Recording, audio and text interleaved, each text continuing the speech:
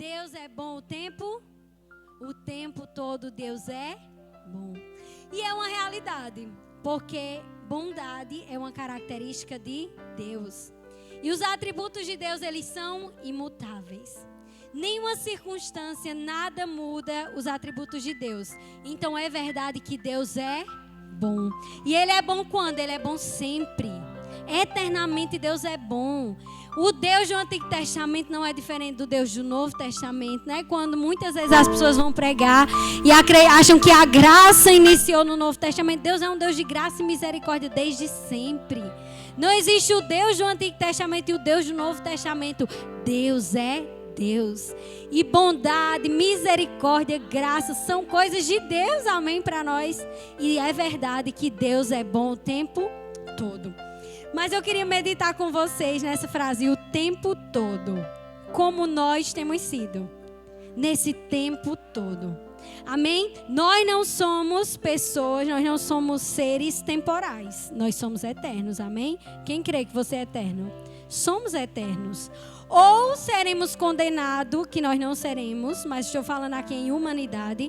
Ou será condenado à morte eterna, ou viverá uma vida eterna. Então nós somos seres eternos. E a eternidade começa quando? Agora. Amém? E é nesse tempo que nós definimos como nós passaremos essa eternidade. Amém? Ou andaremos como salvos em Cristo Jesus, ou andaremos como perdidos, como mortos espiritualmente. Então eu quero meditar com vocês. Deus é bom o tempo todo Deus é bom. E nesse tempo todo, que somos nós também, né? O que nós temos sido, como nós temos estado diante de Deus. A eternidade começou, amém, para nós. E o que nós temos feito da nossa vida. E Randy falou aqui na ministração dele sobre constância. Não falou, Randy? Sobre constância. E o que é constância? Constância significa, vamos colocar numa frase usual, é aquele que não falta ao trabalho, é aquele que não deixa de entregar um trabalho da escola, não é assim? É aquele que não deixa de executar uma tarefa. E também é sinônimo de insistência, é sinônimo de persistência, é constância. E preparando essa mensagem, eu me lembrei de um vídeo muito famoso que vocês devem lembrar, todo brasileiro deve lembrar disso. Vanderlei da Silva, nas Olimpíadas de 2004, se eu não me engano. Quem lembra? Acho que foi 2004. Que ele vem correndo e ele estava em primeiro lugar. A medalha de ouro já era dele, né? E veio alguém e derrubou ele no meio daquela corrida. Meu Deus, a medalha de ouro dele tinha ido. E agora? Ele se levanta, começa de novo a pegar ritmo e chega no final e ganha a medalha de bronze. E todo mundo falou dessa medalha de bronze, que foi muito mais valiosa do que o ouro, porque ele foi persistente. Ele não se deixou abater por aquela queda, mas ele se levantou e continuou. Ele ganhou inclusive a medalha de honra, que poucos atletas ganham, que eu não lembro o nome, mas ele ganhou essa medalha por ele respeitar aquele espírito olímpico de, tipo, ele não se enfureceu, ele não ficou revoltado, ele olhou para o alvo e pensou, quiseram me derrubar, mas eu vou continuar. Não importa se eu vou ganhar o ouro, mas eu vou continuar. Buscar aquilo pelo que eu me preparei tanto e vou finalizar essa carreira. E a nossa vida na Bíblia é comparada com a vida de um atleta, muitas vezes. E eu vou citar 2 trechos. Lá em Filipenses 3,14, não precisa abrir agora, certo? E 2 Timóteo 4,7. Filipenses 3,14, é aquele versículo que diz: prossigo para o alvo, para o prêmio da soberana vocação em Cristo Jesus. E o trecho de 2 Timóteo 4,7: combati o bom combate, corri a carreira que me foi proposta, perseverei na fé, ou guardei a fé. Então nossa vida por muitas vezes é comparada à vida de um atleta na nossa carreira cristã. Amém? Eu lembro um dia que eu tive um sonho com o irmão Jefferson, e eu disse a ele um dia desse sonho. Eu sonhei que Jefferson vinha correndo. E eu estava observando, pelo meu sonho, eu estaria mais ou menos ali na casa do irmão Antônio. E Jefferson corria, descia essa ladeira, aqui para baixo. E de repente lá vinha Jefferson subindo a ladeira com um troféu na mão. E Jefferson vinha cheio de escoriações. Eu lembro que ele vinha sujo, a roupa rasgada, mas ele vinha levantando o troféu. E eu depois contei a Jefferson. Eu dizia, Jefferson, isso simboliza a nossa vida cristã. Muitas vezes nós vamos no meio muitas vezes não, nós vamos. No meio desse processo, no meio dessa carreira, será só flores? Todos os dias serão bons. Eu nunca terei lutas, basta eu manter o ritmo. É isso? Não. Muitas vezes acontece com a gente o que aconteceu com Vanderlei da Silva, né? Muitas vezes a gente consegue desviar do inimigo, desviar ali na hora da luta e seguir firme, mas muitas vezes eles conseguem nos derrubar. Mas quem sou eu nesse tempo todo, nessa carreira?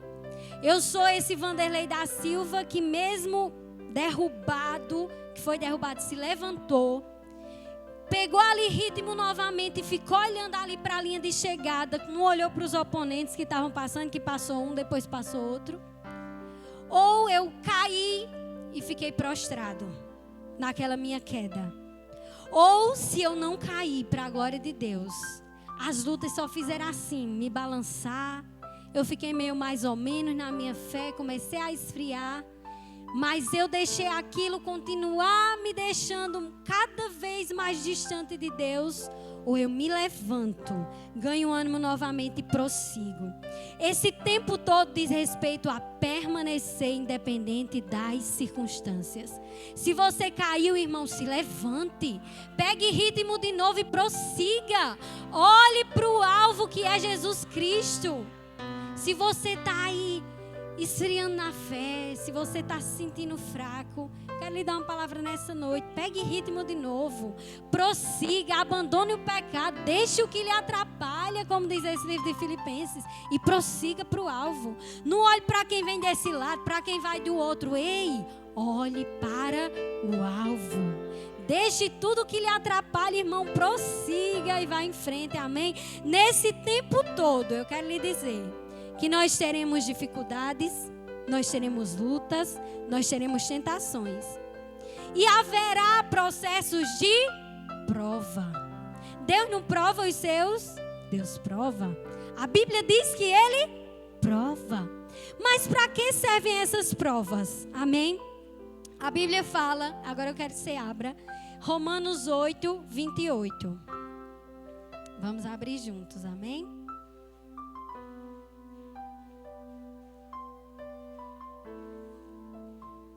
Romanos capítulo 8, versículo 28.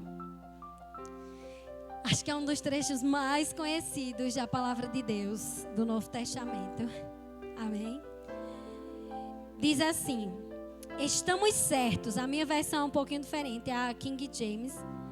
Estamos certos de que Deus age em todas as coisas, com o fim de beneficiar todos os que o amam, dos que foram chamados conforme seu plano.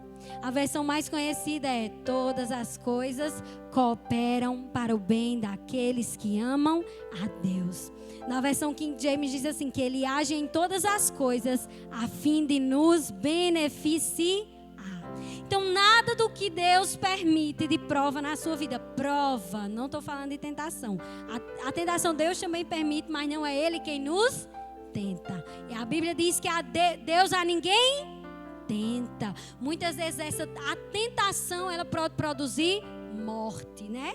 Vem o pecado, depois a morte. Mas a prova, as provas, quando Deus nos põe a prova, elas são, sabe para quê? Para produzir em nós vida de Deus.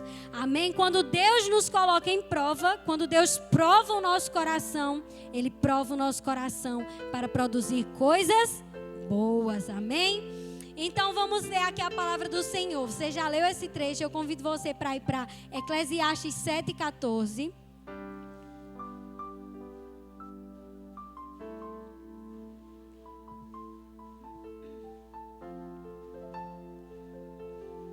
Olha que trecho maravilhoso da palavra do Senhor. Diz assim: em tempo de paz e alegria, sê feliz e aproveita-os bem. Quando os maus dias chegarem, reflita: Deus fez tanto um quanto o outro, a fim de que o ser humano não tenha o poder de desvendar o seu futuro. Olha que coisa preciosa. Se todos os nossos dias fossem bons, como cristãos, como seres humanos, será que nós temeríamos a Deus? Se a gente tivesse certeza, não, minha vida só tem coisa boa. É coisa boa hoje, é coisa boa amanhã, com que eu vou me preocupar? A Bíblia diz que existem dias bons e dias maus. Existem dias de alegria e a Bíblia diz que nós temos que fazer o quê? Aproveitá-los bem. E quando os dias maus vierem, a Bíblia está dizendo aqui nesse trecho, reflita, Deus também fez o dia mau. Deus fez o dia bom e fez o dia mau, para que a gente não saiba o que é do nosso futuro. Hoje eu estou bem, mas eu preciso andar em temor a Deus, porque eu não sei o meu dia de amanhã. Amém? Se em um tempo de dificuldade e de luta, muita gente não se dobra ao Senhor, imagine se for só coisa boa sempre. Muita gente precisa do dia mau para vir para Jesus, não é verdade? Muita gente no dia bom abandona a Cristo e quando o dia mau vem, vai lá e busca Deus de novo, não é assim? Então Deus fez tanto o dia bom como o dia mau e em todos eles há um propósito de Deus. A Bíblia diz que tudo, o dia bom coopera para o seu bem, mas o dia mau também coopera para o seu bem. E nós precisamos enxergar o agir invisível de Deus em tudo isso. No dia mau Deus está agindo, querido. Algo Deus quer fazer naquele dia em que tudo está dando errado. Naquela época da sua vida que parece que as coisas vão mal. É um tempo, às vezes, a gente se chegar mais ao Senhor e buscar mais e chegar ali com humilhação, com choro na presença do nosso Deus, não é assim? Então, em tudo, Deus tem um propósito. E eu quero que você medite nisso, na nossa corrida cristã. Haverá dias bons e haverá dias maus. Um dia desse eu fui visitar uma pessoa enferma com o pastor. E a pessoa disse assim, não foi, pastor, pra gente? Tem gente que diz assim, mulher, você estava desse jeito. E sua filha ainda sofreu isso. E é porque você é crente. Não foi assim? E aí nós dissemos, e qual ser humano está livre dessas lutas? Jesus, o nosso Senhor, nunca nos disse que a nossa vida seria só flores. Disse? Não. Ele diz na palavra do Senhor, tenho-vos dito isso para que tenham paz e a vossa alegria seja completa. No mundo tereis, diga mais alto, mas tenham bom ânimo, eu venci o mundo. Então estar em Jesus, ser cristão, ser salvo, não quer dizer que nós, isso é uma coisa que você já ouviu zilhões de vezes, não nos isenta das lutas, mas nos dá a certeza de que o dia bom virá novamente. E que nesse dia mau eu tenho alguém em quem confiar. Eu tenho o suporte da minha existência que é Jesus. E que se aqui está ruim hoje, eu posso morrer estando ruim. Mas para mim há uma eternidade que me espera, que é melhor que tudo. Que aqueles que não conhecem a Jesus nunca vão experimentar da maravilha que é ir para o céu. Ontem meu filho me assustou e eu comecei, Senhor, tenha misericórdia. Começou a chorar emocionado, do nada. E dizia assim para mim, mamãe, eu quero falecer. Eu quero falecer para que eu encontre o meu Criador no céu. E eu disse, meu filho, tenha calma, meu filho. Vai chegar o tempo de você encontrar seu Criador no céu, mas tenha calma, não faça isso com o coração da sua mãe, não. Mas aquilo mexeu tanto comigo, ele pequenininho, chorando e dizendo que queria falecer para encontrar o Criador. Então, ou seja, nós temos que viver com essa convicção, não que nós queremos morrer. Deus nos deu a vida como um presente. E a Bíblia diz aqui que nos dias de alegria e paz nós temos que aproveitar e aproveitar bem. E nos dias maus nós temos que refletir sobre quem é Deus, amém? Sobre a soberania de Deus. Mas nós temos que viver sabendo que essa vida não é só o que nós temos. Nós temos essa vida e nós temos o porvir, porque nós estamos vivendo uma eternidade até a glória. Somos salvos em Cristo Jesus. Estamos em um processo de santificação até o dia que nós seremos glorificados com Jesus lá no céu, amém?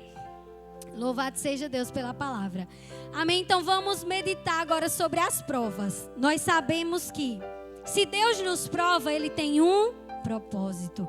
Porque tudo coopera para o nosso bem. E Deus fez tanto dias bons como dias maus. Então por que Deus permite a prova? Para que Deus nos prova? Eu vi até esses dias uns comentários relacionados a isso, dizendo, mas Deus é onisciente, Ele é onipresente. Eu fui fazer uma pesquisa na internet sobre prova, e eu gosto de ler os comentários que os cristãos fazem embaixo. E as discussões que se fazem a respeito desse assunto. E eu fiquei meditando diante disso e diante das provas que o Senhor faz conosco. Realmente Deus conhece a nossa vida. Ele conhece o nosso coração. Mas sabe quem não se conhece direito? Nós mesmos. Nesse processo de aperfeiçoamento, amém? Diferente da tentação. A tentação, ela é o que? Humana. E muitas vezes somos nós quem nos colocamos diante dessas tentações. E o pastor sempre diz, com a carne não se brinca. Se eu sei que algo vai me fazer ser tentado, querido, eu vou se eu quiser. E eu me exponho àquela tentação se eu quiser. E também tem a figura do tentador, que é o diabo, que tenta a nossa carne. Mas nós estamos falando aqui sobre provas, sobre lugares que Deus nos coloca para provar o nosso coração. E Deus espera de nós uma resposta de um filho de Deus que o ama de verdade, que está firme para buscar Deus, e aquela prova vai produzir em nós algo bom, algo frutífero, algo para o nosso crescimento espiritual, para a nossa edificação, amém? Então vamos ver para que essas provas servem. Vamos ler Êxodo 20:20. A intenção de Deus não é nos matar, a intenção de Deus não é nos destruir, porque Deus não veio para isso. Ele não é assim. Deus é o quê? É um Deus de salvação, de graça, de amor e de misericórdia. Então, quando Deus prova o nosso coração e a nossa fé, a intenção de Deus não é nos destruir. Amém? É produzir em nós vida, edificação, crescimento. Amém? Êxodo 20:20. Diz assim a palavra do Senhor. Moisés encorajou o povo dizendo: não temais. Isso aqui era a respeito de como Deus viria ali sobre o monte. Deixa eu ler a partir do 18. Todo o povo vendo os trovões, os relâmpagos, o som do chofar, a trombeta e a montanha fumegante, sentiu grande pavor e procurou manter-se afastado. Rogaram a Moisés: fala-nos tu e nós enviaremos. Não nos fale diretamente Yahvé, para que não morramos. Moisés encorajou o povo dizendo: não temais, Deus veio para vos provar e para que o seu temor esteja em vós e não pequeis. Olha que coisa forte. Deus mostrou a sua grandeza, Deus mostrou a sua glória ali ao povo, para que o povo fosse colocado à prova. O povo visse quem era Deus e temesse e não pecasse. Então, olha aqui, o que Deus quer gerar no nosso coração quando Ele nos prova. Ele quer gerar em nós temor. Quem de vocês não enfrentou uma luta, uma dificuldade e saiu dessa dificuldade com mais temor? Tipo, meu Deus, por exemplo, vou dar seu exemplo, Vera, da sua cirurgia. Quando você soube que ia passar por uma cirurgia de vesícula, lhe deu mais temor sobre, tipo, como eu estou levando a minha vida, Senhor? E se eu morrer nessa cirurgia? E se alguma coisa acontecer, Senhor, eu preciso estar firme. Eu preciso estar longe do pecado. Não é assim? Muitas vezes, quando Deus permite uma prova, uma dificuldade, a gente começa a meditar sobre a eternidade que a gente estava lembrando. Eita, quando a vida estava boa, eu só pensava: o que é que eu vou fazer com o meu dinheiro? Para onde eu vou viajar? Para onde eu vou com o meu carro novo? Ai, meu Deus, comprei roupas novas. Para onde eu vou? Vou numa pizzaria, vou num restaurante, vou fazer uma viagem. Não é assim? Mas quando a dificuldade chega, de quem a gente lembra? Quando vem a prova de fé, se eu estou permanecendo no Senhor ou não. Meu Deus, como está a minha vida? Se eu morrer, eu estou firme, Senhor. Me ajuda, eu preciso estar longe do pecado, eu preciso ir para a igreja, eu preciso orar mais, eu preciso jejuar, porque eu preciso do Senhor, não é assim? Então as provas nos conduzem a isso, ao temor a Deus. Quando você estiver enfrentando uma prova de fé, Senhor, que luta de fé é essa para eu permanecer firme? Pense nisso, medite: Senhor, essa prova é para produzir o que em mim? O que é que o Senhor quer produzir na minha vida? Eu preciso temer mais ao Senhor, que o Senhor produza em mim temor a Deus. Como ele fez com esse povo, ele mostrou a glória dele, a grandeza dele, um certo furor, era fogo, era voz de trovão, e todo mundo ficava como?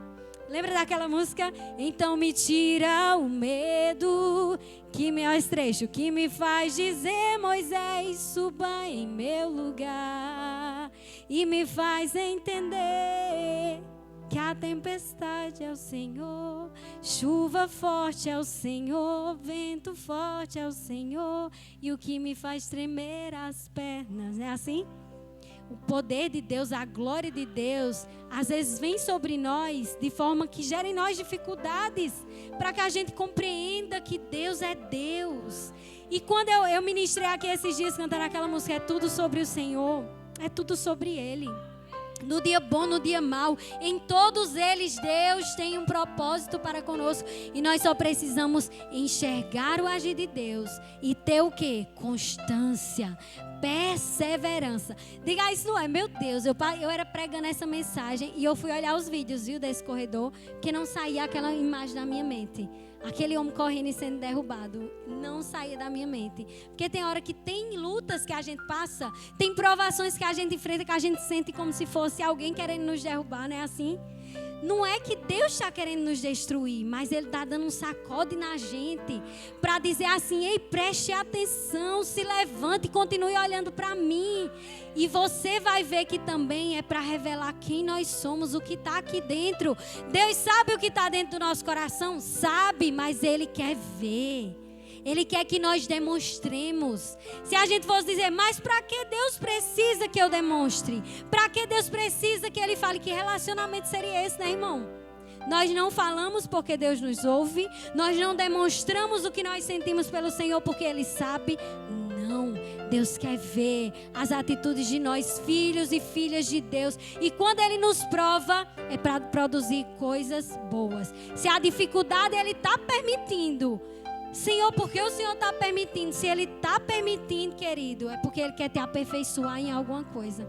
A palavra do Senhor diz que Jesus, eu não anotei esse trecho, não lembro a referência, mas diz assim que Jesus, Ele foi aperfeiçoado pelo sofrimento. Jesus, olha aí, Jesus foi aperfeiçoado pelo sofrimento. E por que Jesus precisou ser aperfeiçoado se Ele já era perfeito? Ele precisou conhecer o meu e o seu sofrimento para poder nos ajudar e saber. Ele sentiu o que era ser homem. Ele sentiu as nossas dores para que Ele pudesse, a Bíblia diz: pois vocês não têm um sumo sacerdote que não se compadeça das suas fraquezas. Porque Ele sabe o que é ser homem. Ele mesmo foi tentado e sofreu. Ele sabe o que é ser homem. Então Ele conhece a mim e a você. Ele precisou passar por esses sofrimentos para que Ele soubesse o que era sofrer como nós. Então eu e você muitas vezes vamos ser aperfeiçoados também no sofrimento. Nós sabemos que quando nós aceitamos a Cristo, nós passamos para a condição de salvos. Então a salvação chegou na minha vida. E agora eu estou em um processo de santificação. De santificação. E nesse processo de santificação, queridos, aí aqui é ser aperfeiçoado em muita coisa.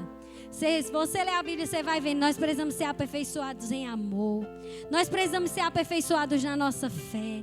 Até um dia chegar no céu, a estatura de varão perfeito. Então é muito aperfeiçoamento, e no meio de tudo isso Deus vai permitir sim lutas, dificuldades, provas que muitas vezes nós não entendemos, mas em tudo Deus tem um propósito, amém? A prova revela o nosso coração. Deuteronômio 8. Francimar, por favor, eu não vi nenhuma vez a plaquinha. Da próxima eu vou olhar. Deuteronômio 8, 2, 6.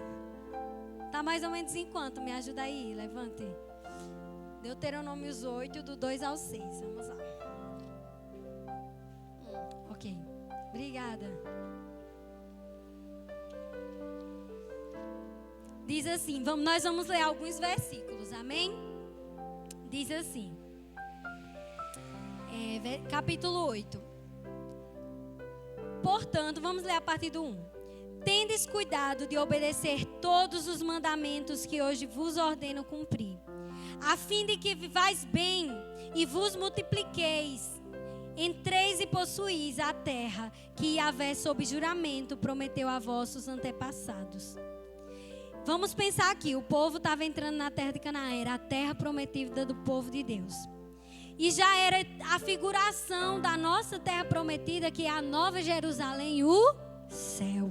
O povo ia entrar em uma terra dada por Deus, onde eles viveriam e mandaria leite e mel. A nossa terra prometida hoje é o quê? A Nova Jerusalém, o céu. A glória de Deus, não é assim? Então pense nessa terra que você vai conquistar como o céu, a eternidade em Deus, amém? A glória eterna. E vamos ler a partir do versículo 2. Tragas sempre viva em tua memória a maneira como Yahvé, o teu Deus, te conduziu por todo o caminho no deserto. Durante esses 40 anos, para te tornar, olha que coisa profunda, para te tornar humilde e provar-te, a fim de que exteriorizasses todas as intenções do seu coração, se estavas decididos a obedecer aos seus mandamentos ou não. Deus provou o povo para que o povo exteriorizasse as intenções do coração.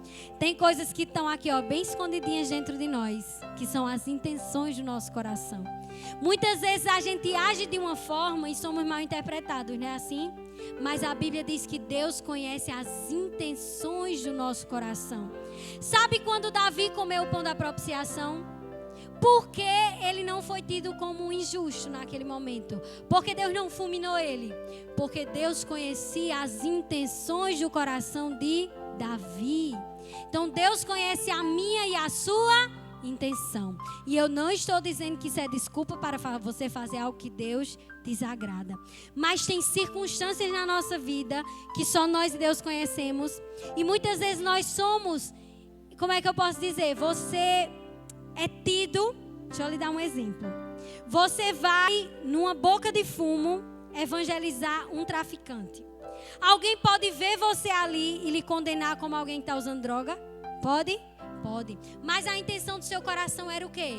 Ir ali e fazer aquilo. Então Deus conhece as intenções do nosso coração. Vocês estão entendendo? Deus conhece algo que é mais profundo em nós. Ele sabe o que nós queremos fazer quando ninguém entende.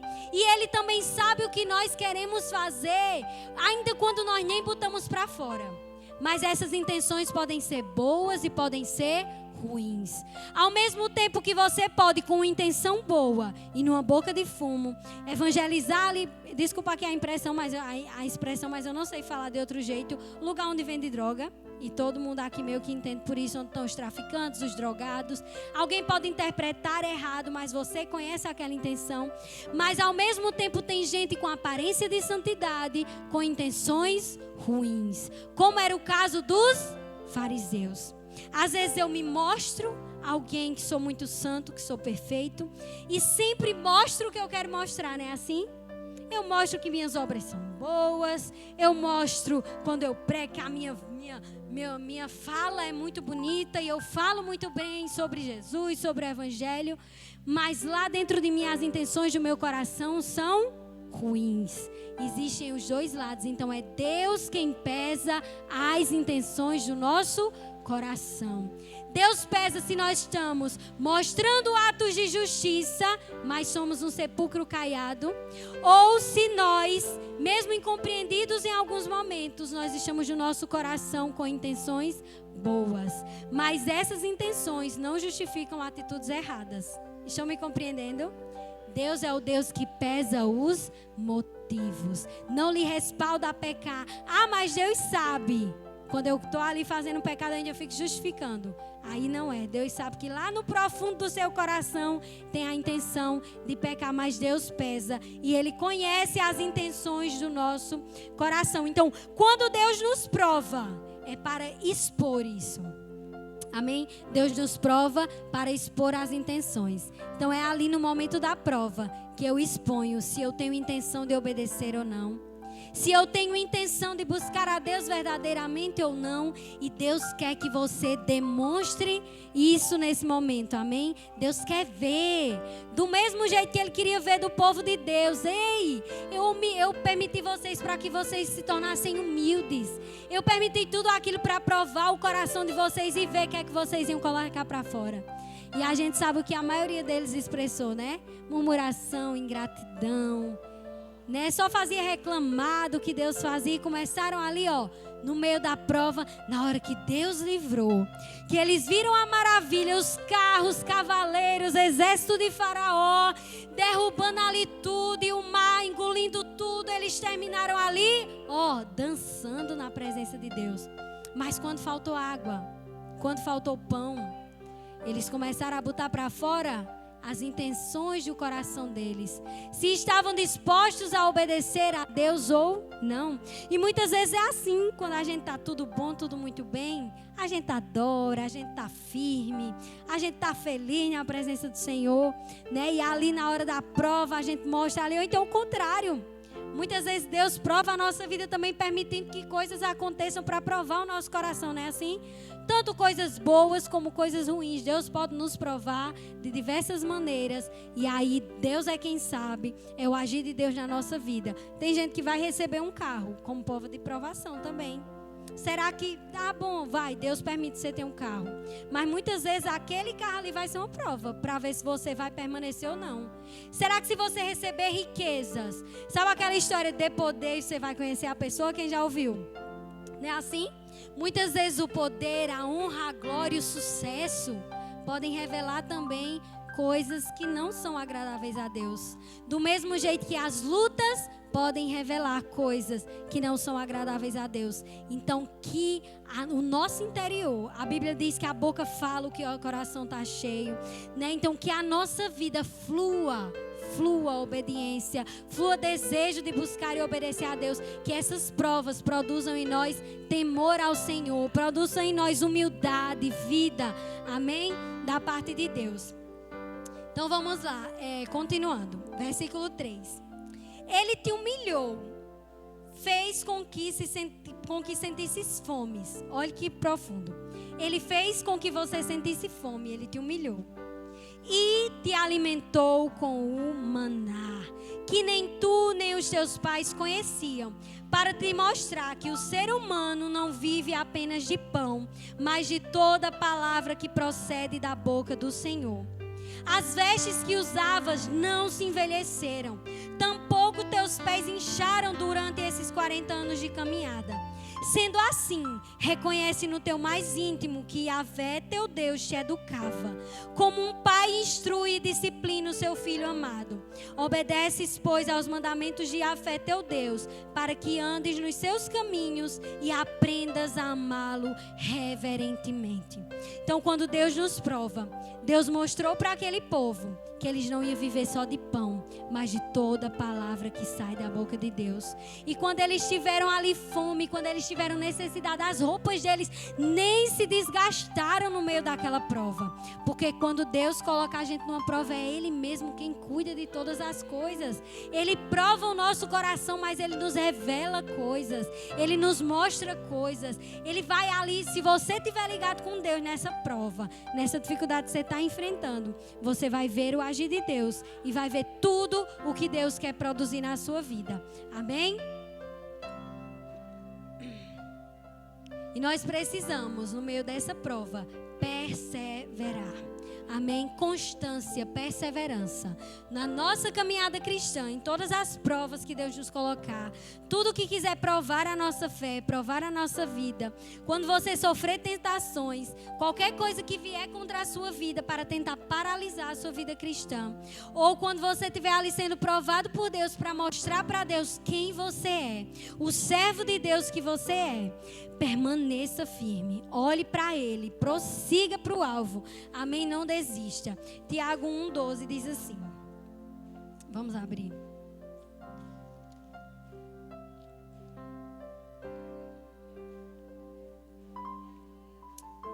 Feliz a pessoa que persevera na provação, porquanto, após ter sido aprovada, receberá o prêmio da coroa da vida que Deus prometeu aos que o amam. Então, no final dessa carreira, querido, quando você estiver ali enfrentado todas essas lutas, desvia de um obstáculo, balança para um lado e fica firme de novo. Alguns caem na fé, se levanta de novo e prossegue. Seja qual for o tipo de vida espiritual que você viveu, ou que você vai viver, ou espere em nome de Jesus que você não caia. Mas que se você cair, se levante. Se você está caído, se levante. Se balançou, fique firme, se endireite. Prossiga, pegue força de novo, ganhe ritmo de novo, como eu disse no início. E prossiga, Ele está te esperando. Sempre, sempre. O nosso Deus de graça e misericórdia, Ele sempre mostrará misericórdia àqueles a quem Ele ama. Nunca, a leitura bíblica de hoje, se a gente buscar o Senhor, Ele vai se fazer achado. Deus nunca vai virar o rosto para nós na hora que a gente clamar por Ele. Na minha angústia eu clamei ao Senhor, Ele se inclinou para mim e ouviu o meu clamor. Deus é um Deus de graça, amor, misericórdia. Quando você clamar assim, Senhor, me ajuda, Ele vai te ajudar, não tenha dúvida. Só persevere. Se só consegue dar um passinho hoje, amanhã dá outro. Se não consegue nem se levantar, desencurva, irmão. Fica firme, fica em pé. Igual uma criança aprendendo a andar, se endireite. Aí você dá o primeiro passo hoje, o segundo amanhã. Daqui a pouco você pegou velocidade e está correndo de novo. Amém? Seja constante, não desista. Muitas vezes nós somos condenados pelo inimigo, que nos faz pensar muitas vezes, e ele é o acusador. Que porque por algum momento da nossa vida nós esfriamos na fé, ou alguém caiu na fé, que não tem mais jeito. Deus se esqueceu de mim, não tem mais jeito para mim, Deus me abandonou. Ou então, meu Deus, eu estou de jeito, é porque eu não sou salvo mesmo. Tem gente que vai botando na mente. É porque eu não sou salvo, se eu fosse salvo eu estava firme. É porque Deus não me escolheu, eu não sou um escolhido. Quem já ouviu alguém dizer isso? Muitas pessoas. Mas não, de repente ali você está sendo tentado pelo inimigo. O inimigo está tentando a sua vida, sua carne está ali tentando naquele momento, mas a Bíblia diz o quê? Que Jesus, Ele pode nos ajudar. Ele sabe o que é ser homem, Ele sabe o que é passar lutas, Ele só não sabe o que, Ele sabe o que é pecado, mas Ele não pecou. Ele nunca pecou, mas Ele conheceu a nossa humanidade. Ele conhece as nossas fraquezas. Então não deixe o inimigo dizer para você que não tem mais jeito. Não deixe o inimigo colocar na sua mente que você é perdido, que você é perdida, que você nunca muda, que isso não tem jeito sim. Jesus Cristo é a solução. Jesus Cristo é a saída. Jesus Cristo tem direito à nossa vida. E se em algum momento se desviou, vacilou, ali bambeou na fé, prossiga. O segredo é não desistir. Uma vida constante em Deus não é só uma vida de alguém que nunca se desvia, que em nome de Jesus você nunca vai se desviar. Não é a vida de alguém que nunca esfria na fé, mas é a vida de alguém que, apesar de todas essas coisas, é a jornada do peregrino. Apesar de tudo, ele não parou. Igual aquele homem que levou o supapo, caiu. Mas ele se levanta, ganha ritmo, prossegue e consegue completar aquela carreira. Pode chegar igual o irmão Jefferson no meu sonho, todo machucado, todo quebrado, mas vai chegar com troféu. Prossiga, não importa o que chegou, não se contente. Amém? Não se contente com a vida de queda, se levantar, caiu, levantou. Com vida de viver morno, frio espiritualmente. Não se contente. Mas caso isso aconteça na sua caminhada cristã, como Paulo dizia, né? Miserável homem que sou, quem poderá me livrar desse corpo? Tem até nesse trecho que eu li que ele diz assim, né? Que eu queria era me livrar ligeiro dessa carne e ir para o céu logo. Eu queria era poder me livrar, porque é a tentação aqui sobre a minha carne, e eu vejo a hora eu pecar, e eu vejo a hora eu cair. Não, queridos, Deus lhe fez como templo do Espírito Santo de Deus. Então, o que é que você vai fazer? Pegar esse corpo velho, essa carne velha, submeter à vontade daquele que é poderoso para matar os seus desejos, que é poderoso para lhe endireitar, que pela graça lhe faz vencer a carne e o pecado, e prossiga em nome de Jesus nesse processo de santificação até chegar lá. Constância. Pensa assim, eu tenho um alvo, não importa o que aconteça, é para lá que eu vou, e eu vou chegar lá, por cima de pau, pedra e chesmiúdo, Pau, pedra e xixi miúdo, eu vou prosseguindo até chegar um dia ao céu. Amém? 2 Coríntios 4, eu vou encerrar com alguns trechos.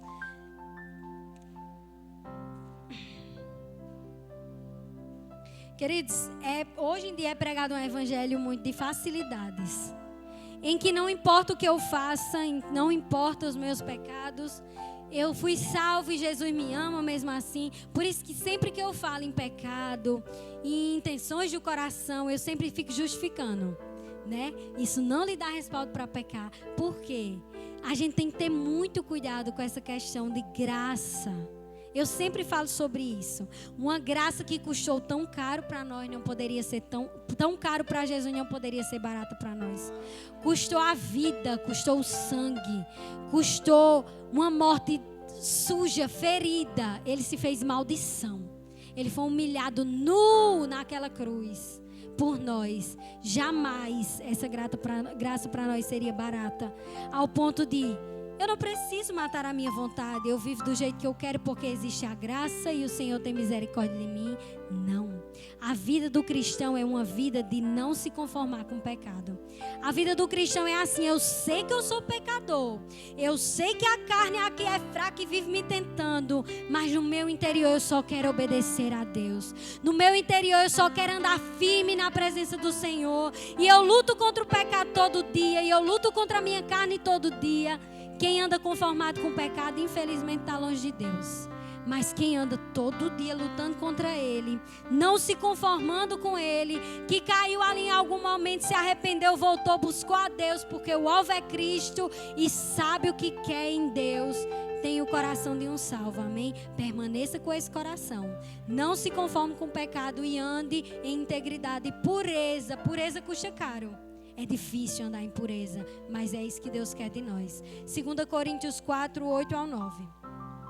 Diz assim: sofremos pressões de todos os lados, contudo não estamos arrasados. Ficamos perplexos com os acontecimentos, mas não perdemos a esperança. Somos perseguidos, mas jamais desamparados. Abatidos, mas não destruídos. Versículo 16. Vamos pular um pouquinho. Portanto, não desanimamos. Ainda que o nosso exterior esteja se desgastando, o nosso interior está em plena renovação dia após dia, pois as nossas aflições leves e passageiras estão produzindo para nós uma glória incomparável de valor eterno.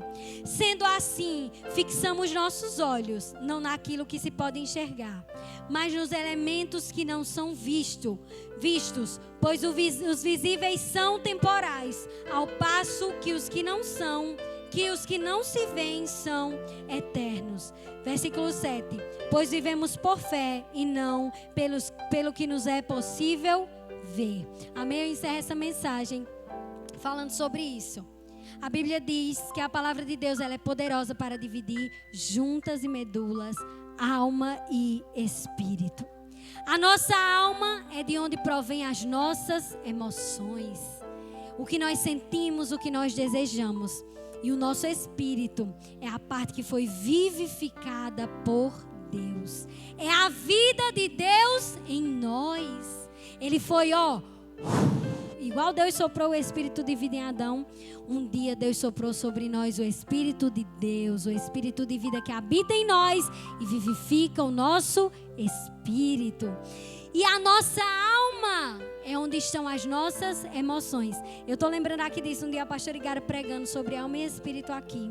Eu disse, Deus, eu nunca tinha entendido esse versículo que diz que a palavra ela divide alma e espírito desse jeito. Olha o que esse trecho diz: ainda que o meu exterior se corrompa, o meu interior se renova dia a dia. Você está vendo que Deus faz separação? O nosso espírito, a nossa alma. As nossas emoções muitas vezes nos conduzem a lugares errados, não é assim? A gente vai ficando triste, a gente vai ficando abatido, a gente vai se sentindo mal, mas a Bíblia diz que o nosso espírito ele está sempre pronto.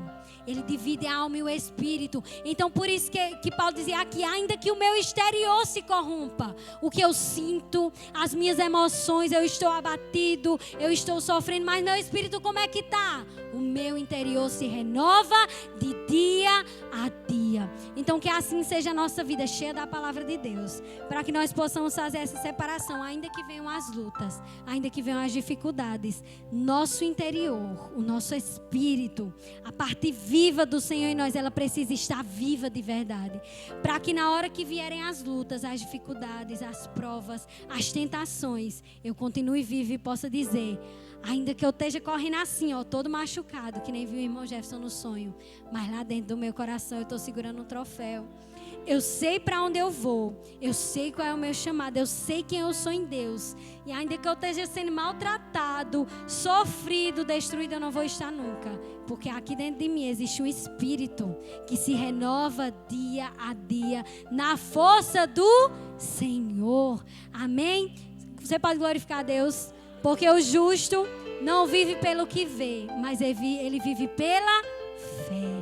E a fé é a certeza das coisas que nós não vemos. É a convicção daquilo que nós ainda esperamos. A gente chegou lá no fim? Chegou não. Mas o que nos move a permanecer é a nossa fé e esperança naquele que prometeu que nós éramos chamados filhos de Deus, escolhidos para ir morar um dia no céu com Ele, amém? E é nessa esperança que nós perseveramos até o fim. Fique firme no Senhor, não olhe para as coisas deste mundo, não olhe para as lutas, não olhe para a sua condição humana de pecador, olhe para o seu alvo, e o seu alvo é Jesus, amém? Louvado seja o Senhor.